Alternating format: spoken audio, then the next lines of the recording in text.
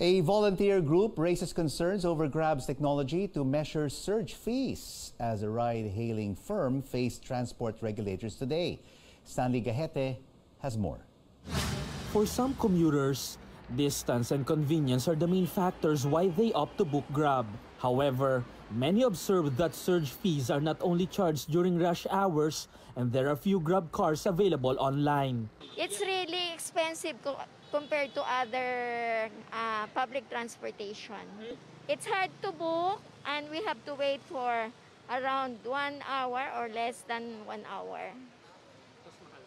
And it's expensive.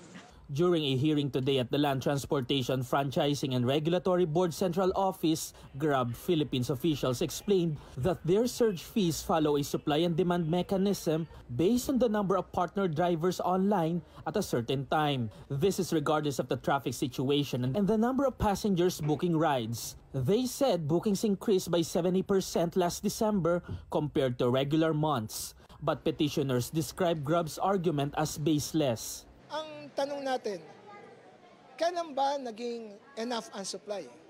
Kahit sa jeep, taxi, bus, lahat yan.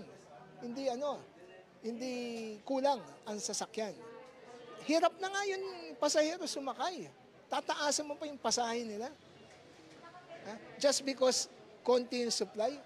Based on the current fare matrix memorandum, TNVS units can only charge 45 pesos as base fare. Grab's base fare, however, is 85 pesos.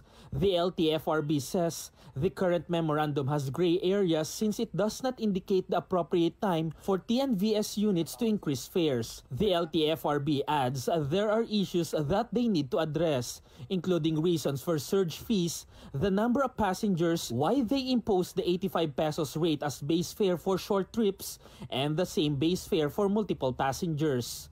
Still, the government as a regulatory, in its regulatory function, should be able to define kailan ka ba pwedeng mag-increase. Is this totally dependent lang sa company? Kasi ang price from one car to the other car ay nag-iiba po. Unlike in a taxi, it's definite po yung rate nila.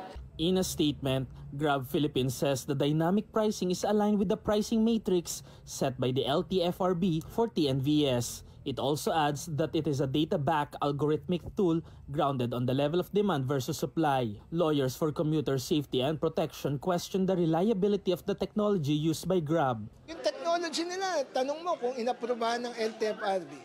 Tanong mo kung inaprubahan ng DICT.